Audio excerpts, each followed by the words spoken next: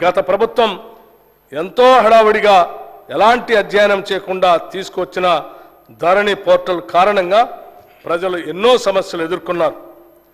ధరణి కొంతమందికి భరణంగా, మరికొంతమందికి ఆభరణంగా, చాలామందికి భారంగా మారింది. గత ప్రభుత్వం చేసిన తప్పులతో ఎంతోమంది తమ అవసరాల కోసం సొంత భూమిని కూడా అమ్ముకోలేకపోయారు. పిల్లల పెళ్లిళ్ళకి, చదువులకి, ఇతర అవసరాలు తీర్చుకోలేక తీవ్ర ఆవేదన చెందారు. ఇదంతా లోపభూయిష్టమైన ధరణి పోర్టల్ కారణంగానే జరిగింది.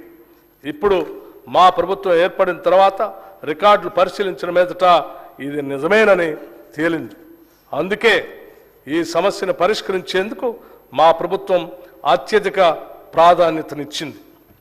ఇచ్చిన హామీ మేరకు రెవెన్యూ వ్యవస్థను ప్రక్షాళన చేసేందుకు సత్వర చర్యలు తీసుకున్నాం. ధరణి పోర్టల్ అమలు కారణంగా వచ్చిన సమస్యలను అధ్యయనం చేయడానికి 5 సభ్యులతో ఒక కమిటీని నియమించాం. అధికారంలోకి వచ్చిన నెల రోజుల్లోనే ఇంతటి కీలకమైన నిర్ణయం తీసుకొని నిపుణుల కమిటీకి బాధ్యత అప్పగించడం గతంలో ఎన్నడూ జరగలేదు. ఎస్సీ, ఎస్టీ మరియు మైనారిటీ సంక్షేమం కోసం పెద్ద ఎత్తున ఆలోచన చేస్తున్నాం.